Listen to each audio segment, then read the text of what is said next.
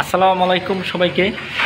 আমি এর আগে একটা ভিডিও দিয়েছিলাম যে আমার 15 জন লোক লাগে। তো 15 জন অনেক প্লাস, মানে এখন আমার বসে বলতেছে যে মানে আনলিমিটেড, আনলিমিটেড বলতে আনলিমিটেড যত পারি আর কি, যত লোক ইয়া করা যায় তত সমস্যা নেই।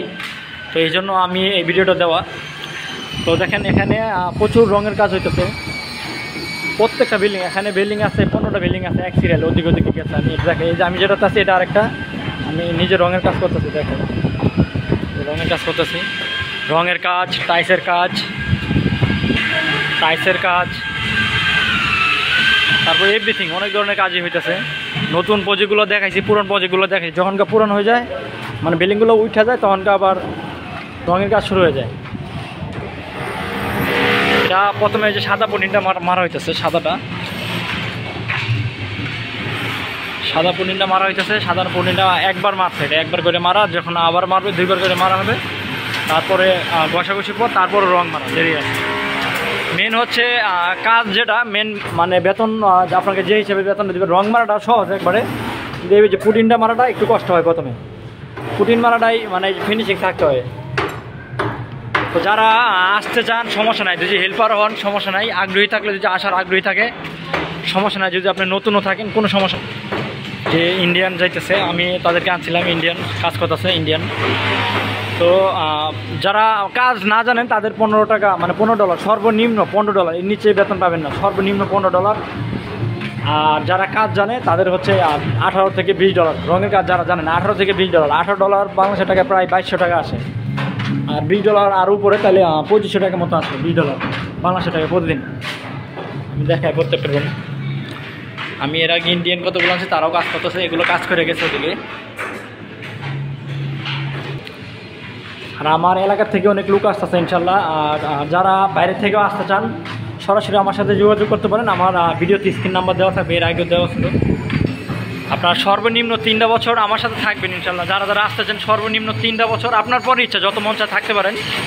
মানে আপনার ইচ্ছা, সর্বনিম্ন 3 বছর আমার সাথে কাজ করতে পারেন। তারপরে তো আছে আপনার যদি মন চায়।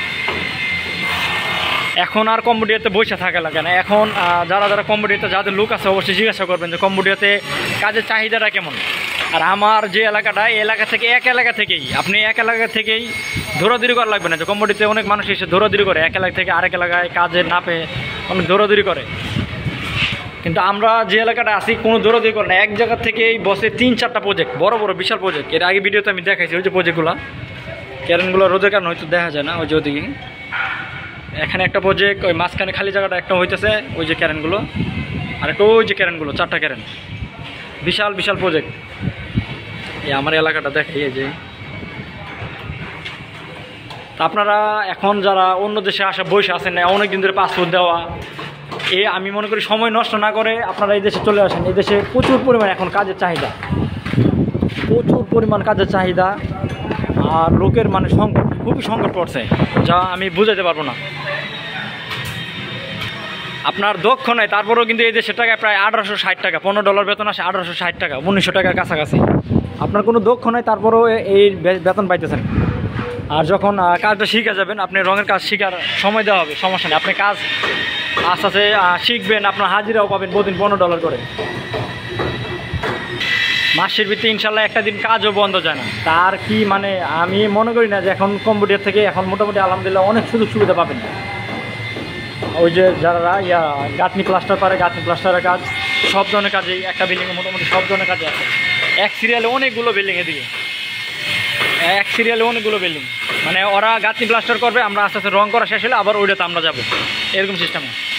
এটাতে অলরেডি আমি যেটাতে আছি অলরেডি 2 মাস হয়ে গেছে, আরও 2-3 মাস চলে যাবে কমসে কম রঙের কাজ এটার ভিতরে, শুধু এটার ভিতরে অনেক দিন যাবে এটার ভিতরে। এই যে ইন্ডিয়ান, ওনারও আগের থেকে আসছিলাম, আর আগের থেকে আসতে যাই হোক।